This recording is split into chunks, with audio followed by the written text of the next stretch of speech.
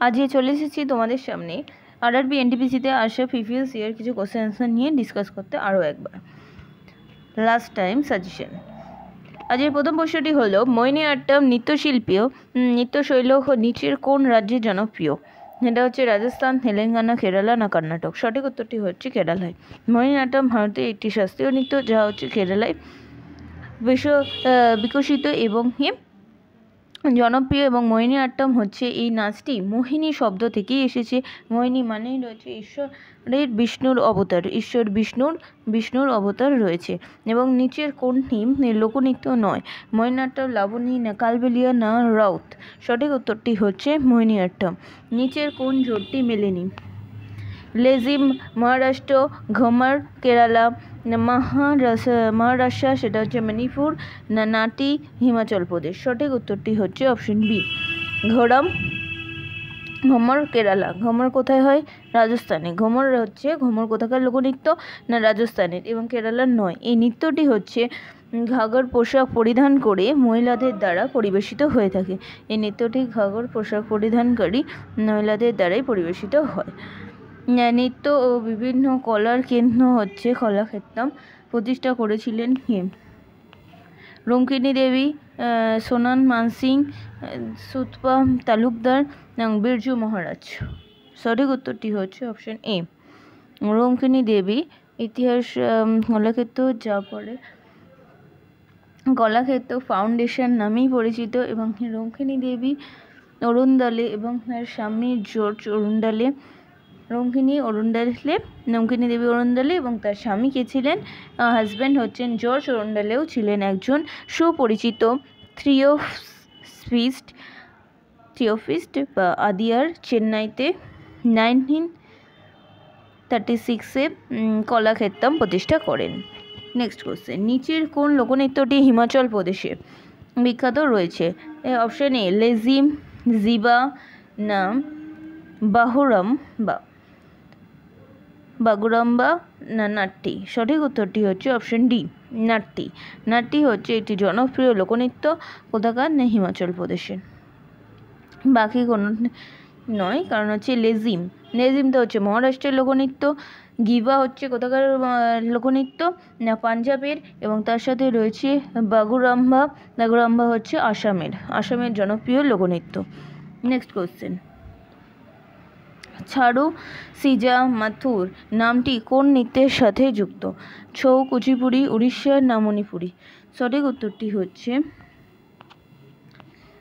চারু সিজা মাথুর রয়েছে 35টির বেশি বলে অভিনয় করেছে। তিনি হচ্ছেন 2001 সালে মণিপুরি নৃত্যের সাথে সঙ্গীত ও নাটক একাডেমি পুরস্কার পেয়েছেন। চারু সিজা মাথুর হচ্ছে সঙ্গীত নাটক একাডেমি পুরস্কার পান।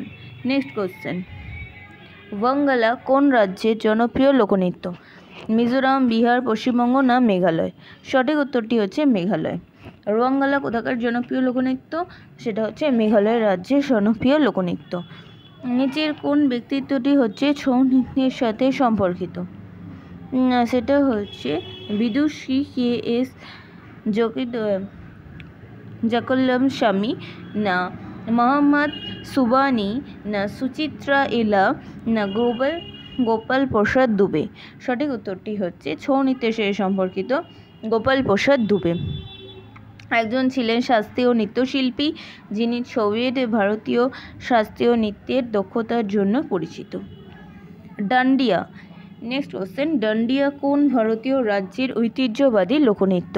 পশ্চিমবঙ্গ, বিহার, গুজরাট না আসাম। সঠিক উত্তরটি হচ্ছে গুজরাট। ডান্ডিয়া রাস হলো গুজরাটের একটি জনপ্রিয় লোকনৃত্য যা হলো নবরাত্রির সময় পরিবেশিত হয়। রাজস্থানেই হচ্ছে মারওয়ার অঞ্চলের এই নৃত্য পরিবেশিত হয়ে থাকে।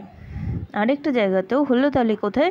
না এটা প্রধানত হয় কোথায়? না গুজরাটে ডান্ডিয়া নাচ করা হয়ে থাকে, জনপ্রিয় একটি লোকনৃত্য।